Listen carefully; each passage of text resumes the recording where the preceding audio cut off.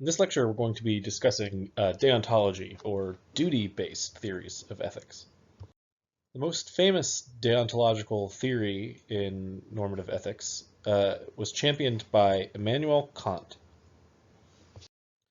The idea behind a deontological approach to ethics is to make, at least initially, a distinction between what we might think of as the right and the good. Whereas consequentialism, as we've looked at previously, focuses on the notion of the good and tries to derive a theory of what's right and wrong from understanding what's good, deontology focuses on the notion of what's right.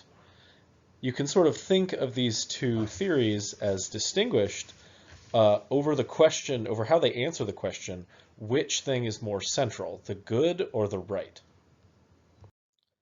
On a deontological approach to ethics, the right is fundamental. That is, what things are right and wrong are fundamental, and what things are good or bad are subject to understanding what's right and what's wrong. While it does seem like some actions may lead to good consequences, if those actions aren't morally right, then ultimately the theory of deontology says that they are not ultimately good. You can think of cases where somebody, steals something, a thief, or takes something in war. These are kinds of cases in which somebody has taken something that is good for them, but they have done so in the wrong way. And so ultimately, on the theory of deontology, what they have done is wrong and bad, even if the consequence for them is in some way seems good. What then is rightness, or what is the right on a deontological approach? Well, there's lots of answers, and it gets kind of complicated. One thing that's worth recognizing, though, is that what's right is just not determined by what's good. It's the other way around. One example of a more duty-based approach to ethics that we've already seen is something like divine command theory. On divine command theory, the right is determined by God's will. So God commands something, that makes it right to do or wrong to do, and everything kind of follows from what God determines. A more common theory of what is the right in a deontological approach nowadays is what we might call natural rights theory. On natural rights theory, human beings, and maybe even other living creatures, have natural rights, sometimes said, for theists, God-given rights. But even if God doesn't exist, the theory still holds up. Some people think, okay, human beings exist and they have natural rights, and these rights determine the duties that they have to one another and that others have towards us. So, for example, we normally think of parents as naturally having duties to their children, and these duties are a form of special obligation that a parent has to their own child, but not to anyone else's child, right? It's not like if you bring home a baby that somehow your neighbor is, obligated to make sure that that baby gets fed. Special obligations are usually also a form of what we might think of as particular obligations. They focus on particular individuals.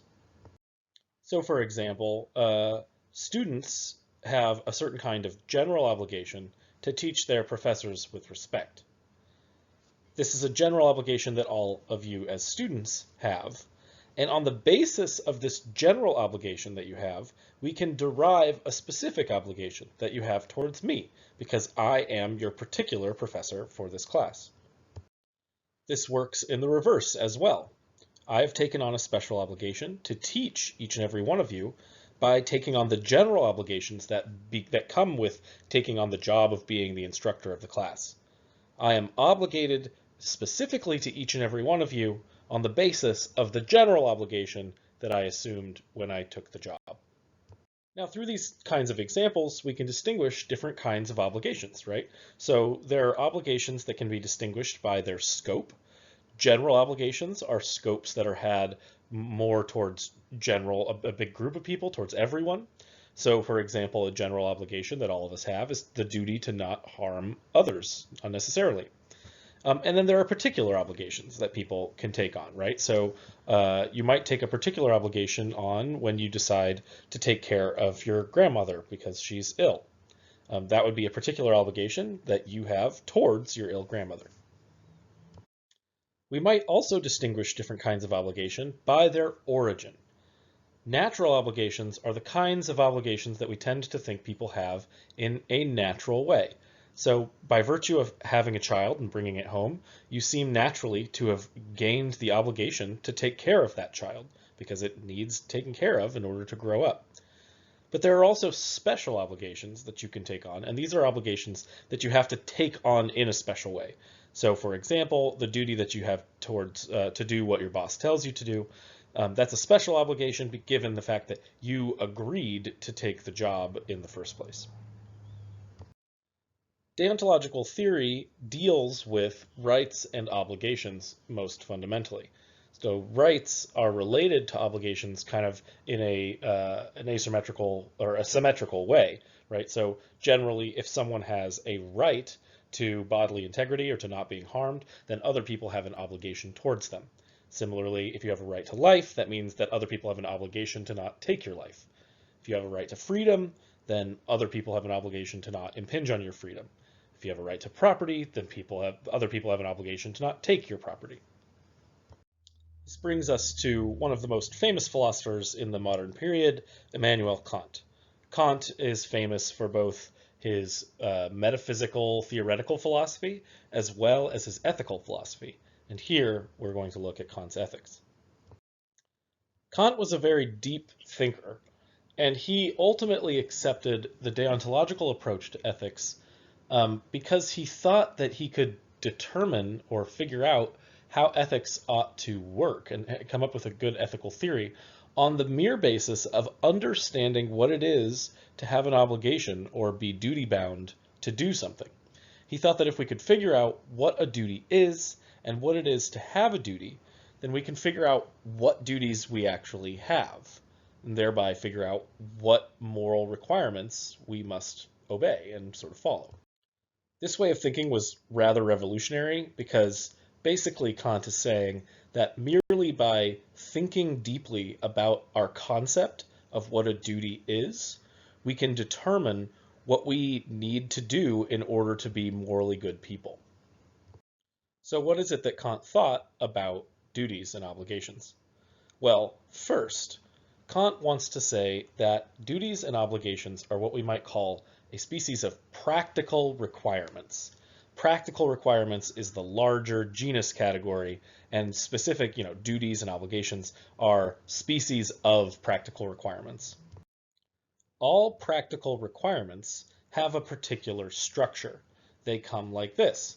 The requirement is it's like a rule that you have to live by in a way, right? In order to achieve something X, you first must do Y, where the achievement is something that you're aiming at, some end that you have, some goal that you're trying to achieve, and the thing that you have to do first is what we call the means. So in order to achieve some end, you must first take or undergo the means to that end. Ends are ultimately the goals or the desires or the things that are worth doing or promoting that we're trying to fully achieve. And ends are the kinds of things that Kant thinks of as having authority over you. When you are attempting to achieve an end, that means that you have to do some means. You have to take some means. The means in a practical requirement are the actions or the intermediary steps or the necessary preconditions that must be met before you can achieve your end or your goal. Here are some examples of practical requirements. In order to be fit, one must exercise, eat right, and get enough sleep. The end or goal is to be fit, and the means are exercising, eating right, and getting enough sleep. In order to get an A in this class, you must do your homework, show up to lecture, and study. In order to become President of the United States, you must receive 270 electoral college votes. Each of these things basically, it sets forth a goal or an end or something to do, to be promoted, to be achieved, and the means that one must take in order to achieve that goal. Now, there are two initial kinds of practical requirement that we might think of: desire-based practical requirements and institution-based practical requirements. And we can think of these different kinds of requirements on the basis of, or we can distinguish them by thinking of how you can escape these requirements. So requirements are things that you have to do, but there are ways out of requirements, and the ways out help distinguish the different kinds of requirements that you can be subject to, the different kinds of authority that these requirements can have over you. Take, for example, the desire-based requirement that in order to play football in the NFL, you need to practice every day, probably from the time that you're in high school through college all the way to the NFL. But there's a way that one can escape this requirement. It's not like everyone has to practice football every single day. And the way to escape the requirement is to give up the desire to play football in the NFL. If you want to play football in the NFL, you do need to practice every day. But if you don't, or you never wanted to play football in the NFL, then this practical requirement simply does not apply to you. It has no authority over you, and you can escape it simply by not having the desire. There are also institution-based requirements, like as a member of Congress, one must show up to Washington, D.C. when the House and Senate are in session.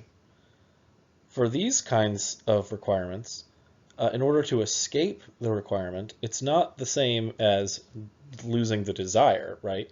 It's not like if you're a member of Congress, you can just stop wanting to be a member of Congress, and then all of a sudden you don't have to show up. You have to actually quit or just never become a congressperson in the first place. You have to actually get outside of the institution for the institutional requirements to no longer apply to you. This is similar to, you are a student in this class. Suppose, you don't care about passing this class anymore. Well, you still have to, do all the homework and the writing requirements and the take all the quizzes. But you can also just drop the class, right? If you drop the class, then the requirements no longer apply to you.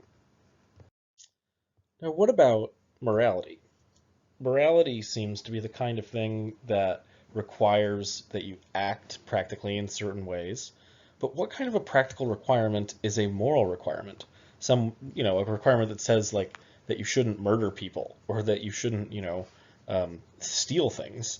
Is that the kind of requirement that's based on your desires or based on some institution? While certainly, certain immoral things are unlawful, that doesn't necessarily mean that the morality itself is based on an institution. And it's not the case that you shouldn't murder people just because you don't want to. It seems like it's got to be more than that.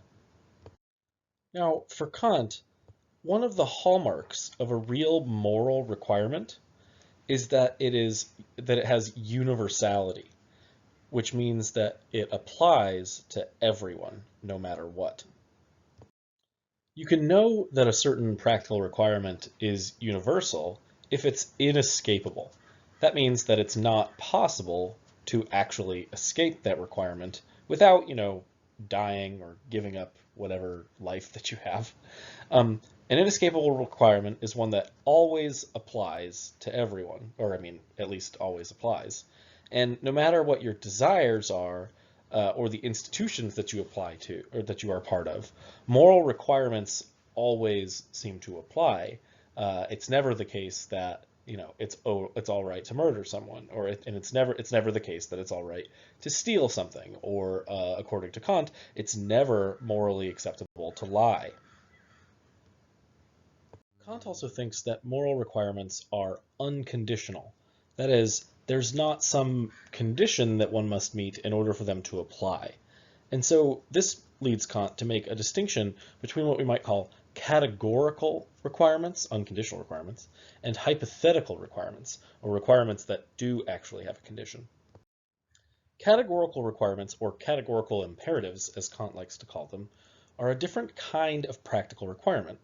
They apply categorically or unconditionally, meaning that they apply always, and they always have authority over you. They have what Kant calls a categorical structure.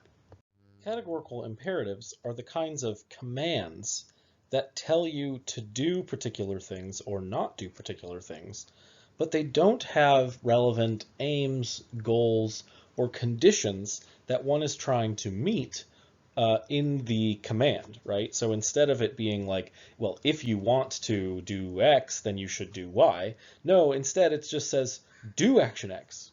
Doesn't give you some reason or aim or goal to justify. Hypothetical imperatives, on the other hand, are the kind of practical requirements that we were looking at earlier, right? So things like desire-based requirements. If you want to X, then you must Y, right? If you want to be healthy, then you need to eat salads instead of pizza, right? And institution-based, right? So if you are a student, then you must enroll in classes, something like that, where you take certain goals or ends and there are means to achieving those goals or ends. Hypothetical imperatives are distinct from categorical imperatives because they have these conditions, these if parts. So now then we can distinguish between three different kinds of practical requirement, two kinds of hypothetical requirement, one's based on desires, another based on institutions, and then finally categorical requirements, or requirements that apply always and to everyone, no matter what. Now, what exactly does it mean to say that a categorical requirement or categorical imperative applies unconditionally? What does it mean to say that it applies to everyone? Well, according to Kant, categorical imperatives carry their authority with them. That is, they're in a way, the authority of the imperative is internal to the requirement itself. They don't need the if clause at all. There's no condition that applies that one must meet in order for the categorical imperative to apply itself. This becomes more clear if we first look at hypothetical imperatives. So hypothetical imperatives or hypothetical requirements begin with a condition that must be met. They give you a reason, a hypothetical condition that you have to meet or do for them to tell you what to do, right? So otherwise, hypothetical imperatives lack a kind of authority, right? So suppose you want some six-pack abs, well then you need to put down the pizza, right? So it's this hypothetical requirement of something that you might want and what you need to do in order to achieve that thing. Categorical requirements or imperatives, they just tell you what to do. They are prescriptive statements that don't come with any condition in order for them to apply. It's not like, if you want to, don't harm or murder anyone. No, it's just don't harm or murder anyone, right? It's not as if you need to only treat people with respect if, they are in an authority figure or have some status. No, you should always treat people with respect. These kinds of imperatives are the kinds of things that are, don't need a condition in order to apply.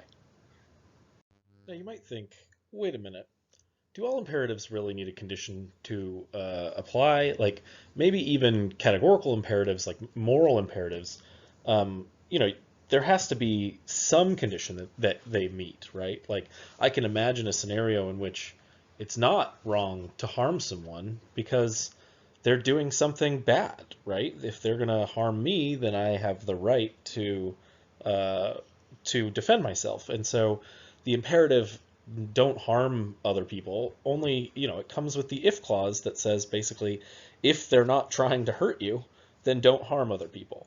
So is it really true that categorical imperatives must lack conditions under which they apply? That is, that they always apply, they apply unconditionally. Well, for Kant, truly categorical imperatives must lack all conditions. That means they must be unconditional. Truly categorical imperatives are super basic, and so basic that they must be unconditional and inescapable. Take, for example, this most general and obvious of all rules of action. It's the rule that says you should do the things that you have reasons to do, right? Only do things when you have reasons to do them. Are there any conditions that you could put on this rule of action, on this imperative? Like, could you say, well, only in this scenario should you do things that you have reason to do? Or only under this institution should you do things that you have reason to do?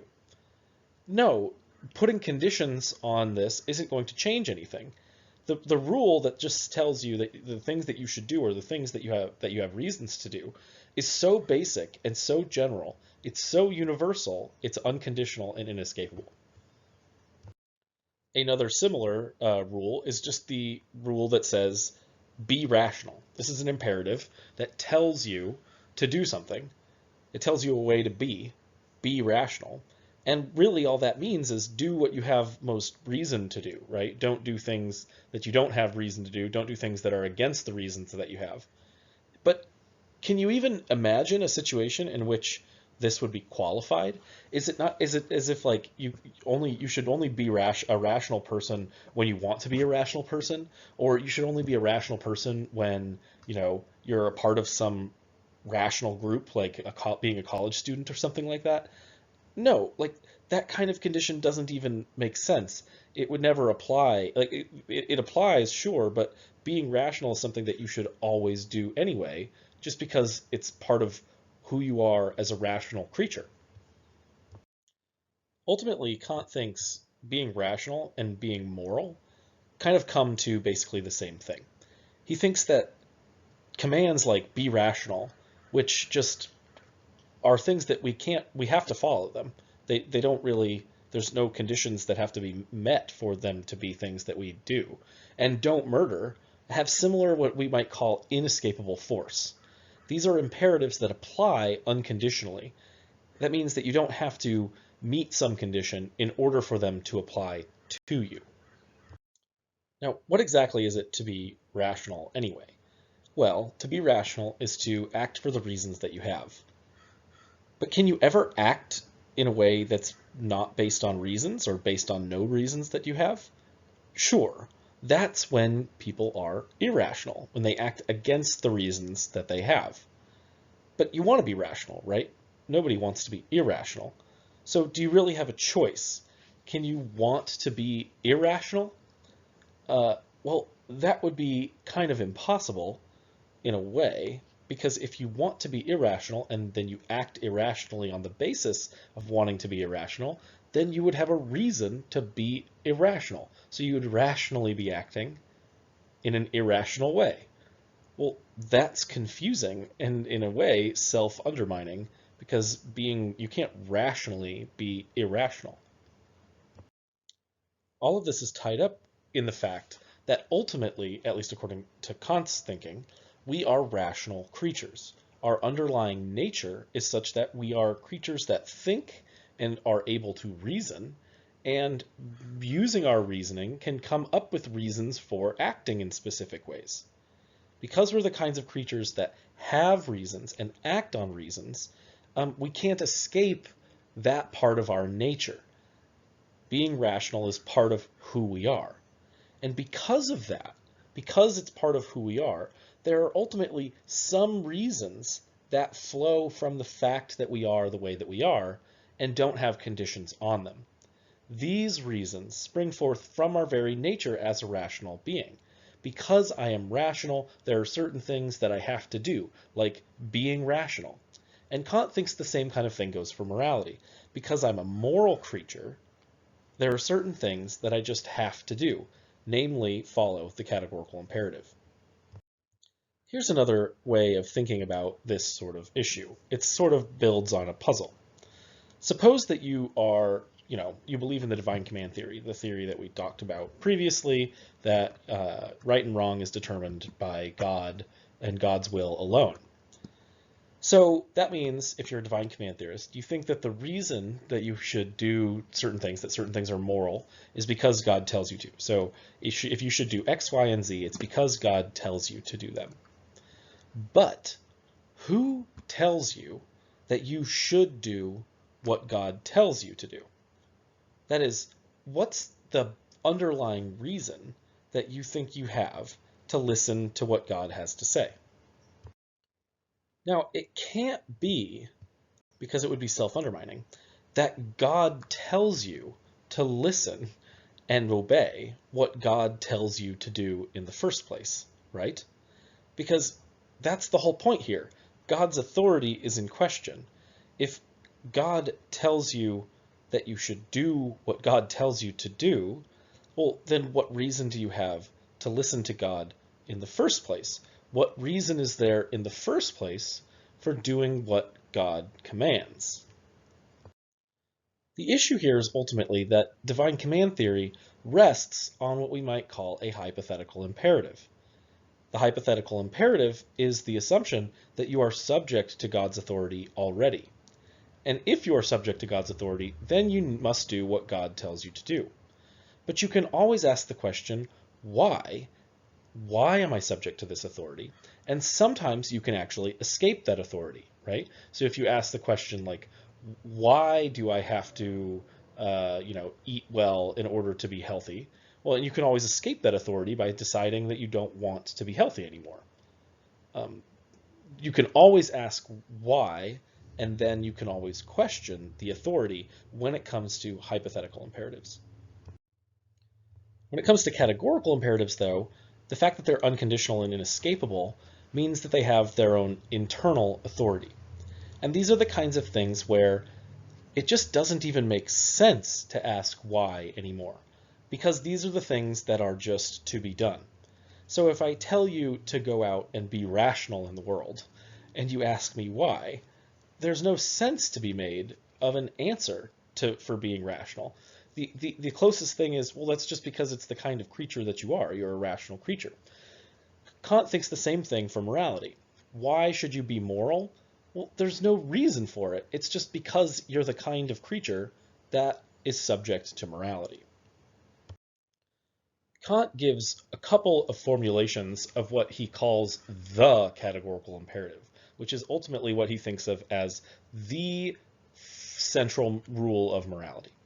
First, he gives this version that we call the universal law formulation. It's a little bit more complicated, and I'm not going to expect you to sort of memorize it or anything. There's an easier one, but I'll first sort of explain it. The formula of universal law as a rule of morality states that you should act on the maxim that you can at the same time will to be a universal law. Basically, Kant here is saying that what you should do when it comes to trying to act morally is you should only act in ways or on rules that you can imagine everyone undertaking. So in a way, it's like the old adage, like, if your friends jumped off of a bridge, would you do it too, right? Imagine when you are acting in a particular way, if you can imagine everyone acting that way, would things be good? Would they work out well? And the question then becomes, if yes, then great. You've got something that Kant thinks you can imagine as a universal law. It's something that everyone could act on and do. If it is a universal law, then great. It's something that's moral to do and something that's acceptable. However, if everyone were to do it, if something would go wrong and things wouldn't work out very well, then it means that you probably shouldn't do it. Imagine like the case of lying. Should you ever lie? Well, in certain situations, like if everyone were to lie, would anyone ever believe anything that everyone said? Of course not. And that's ultimately a reason to not lie. The more intuitive formulation that is easier for people to grasp, I think, of Kant's notion of the categorical imperative is what he calls the formula of humanity. The formula of humanity, basically, this is a rule for morality, and it says that you should act in such a way as to treat humanity in yourself and in others always as an end and never merely as a means. Now, what exactly does that mean? What you should do, according to this formula, is that you should treat people that have ends and goals and desires. That's what Kant means by humanity. Wherever you see it, both sort of yourself, you've got to treat yourself well, and you've got to treat other people well. But you should always treat humanity as an end and never merely as a means. Now, what does that mean?